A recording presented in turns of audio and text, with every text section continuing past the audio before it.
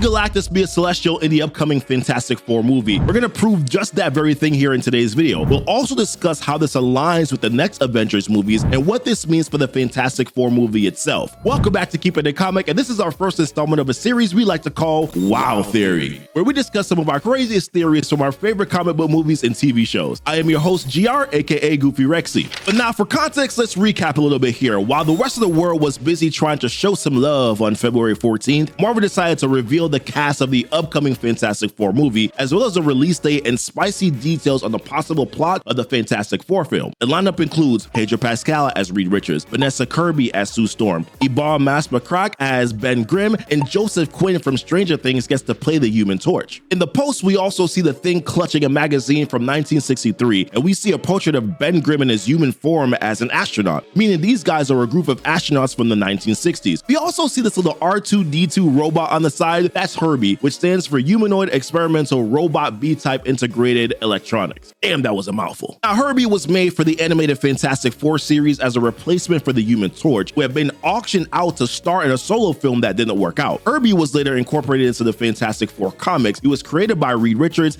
and Czar of the Xandarians as an aide to the First Family, with his principal job being to help them look for the cosmic being Galactus. So to me, the presence of Herbie confirms one thing, and it's that the big bad in the Fantastic Four movie is going to be Galactus. And there have also been rumors that the studio is thinking of casting Javier Bardem for the role, which by the time that this video goes live could be very true. Now, it may seem a little repetitive that they're going down the Galactus route once more, because we already had Galactus as the big bad in the 2007 Fantastic Four, Rise of the Silver Surfer. In all sincerity, I cannot in good conscience call that little cloudy thing that was in the sky Galactus. Just like how I can't in good conscience call that contraption in the sky Unicron from that Transformers Rise of the Beast movie. I hated it, you hated it, everyone hated it. Instead, we're going to be getting a more comic accurate depiction of Galactus. I think Galactus is going to be a lot scarier and way more powerful than we've ever imagined, and it is because of this clip that I saw in What If Season 1.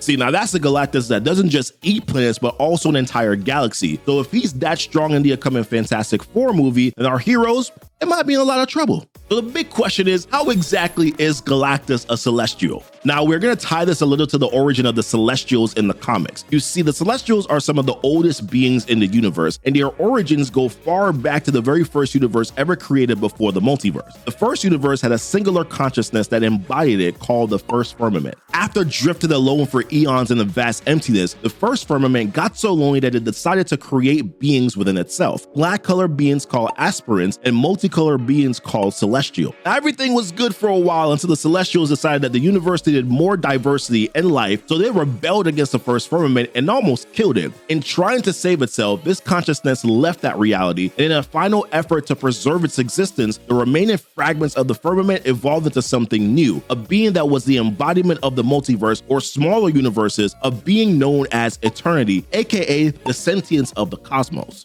Now stick with me here, because this might get a little tricky. Inside this multiversal Eternity are universes, and each universe has its own smaller version of Eternity. That is an Eternity that embodies that singular universe within the much larger multiversal Eternity. What that means is in the multiversal Eternity, there are much smaller universal Eternities, but those Eternities are all connected to the big Eternity. I know it's like a really weird form of Russian nesting dolls, but this is where Galactus comes in. You see, Galactus was originally known as Galen, a member of an intelligent alien race from the planet Ta. When his universe faced extinction due to what the comics called a cosmic cataclysm, Galen somehow managed to survive these extinction level events that left him at the brink of death. So when a new universe started to form, Galen's consciousness merged with the sentience of the cosmos, or Eternity's universal version, and he became Galactus, being able to wield the power cosmic. After developing for billions of years, Galactus evolved into a being who needed to eat planets for sustenance. I conclude that Galactus is a Celestial, or something akin to the race of Celestials, because he was created by the same energy that created the Celestials. He was created by the energy of the First Firmament. That's why he has the power cosmic. That's why he's so freaking huge. I mean, depending on the amount of energy Galactus has, and if he's consumed enough planets, he can grow to even bigger than the Celestials themselves. It's because he's one of them, just a new and improved version that eats planets. I believe that the heritage of Galactus is going to greatly affect the upcoming Fantastic Four movie.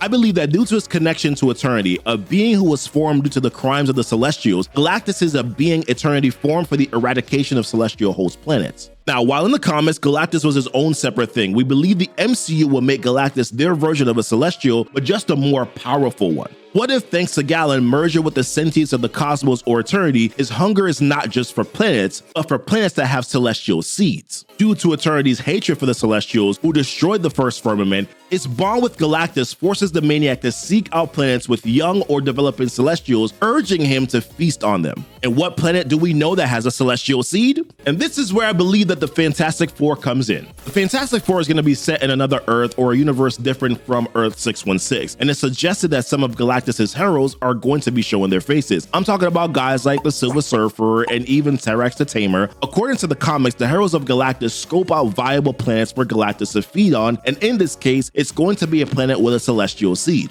So I believe that the Heralds visit this Earth that houses a Celestial in the 1960s of that universe. The Herald is most likely Silver Surfer, and the Fantastic Four end up confronting him. We know for a fact that this isn't going to be some rich origin story. Rather, we're going to meet the Fantastic Four after they've been exposed to the cosmic ray, giving them abilities that made them widely known as the Fantastic Four. They will already have their powers and will already be functioning as a team and maybe even have connections to the alien worlds in their universe, which will explain how Herbie is present. So my guess is when they ran into the Heralds of Galactus, they learned of the threat and the fact that Earth is housing a Celestial, or at least a celestial seed. So in an attempt to save their planet, they managed to get a Herald on their side, most likely the Silver Surfer to face Galactus, but here's the twist. The Fantastic Four is going to lose to Galactus. If we go back to when I showed Galactus eating an entire galaxy, I think that's what he's going to do to their universe. Who knows? Maybe that was the universe of the Fantastic Four we saw in the What If Season 1 clip. My point is, their universe gets destroyed, but that's before that Mr. Fantastic builds a ship that helps the Fantastic Four escape the destruction, and they go through a black hole that will take them to another universe, our universe 616. And how can I be sure of this? Because back in Loki Season 1, we see a ship flying away from a galaxy similar to the one we saw Galactus eat. We also saw that the universe exploded, and after that, the camera zooms out of that universe through a black hole and then zooms into the universe which houses our Loki and He Who Remains. And to be fair, this is also on brand with Reed Richards, because during the original Secret War storyline, when their universe faced extinction, Mr. Fantastic built a ship to save his team and a couple of other heroes from the destruction. I theorize that after losing to Galactus and facing the destruction of their universe, the Fantastic Four try to escape, and by doing so, they get pulled into the Null Void, a place beyond time where they run into the threat of Kang.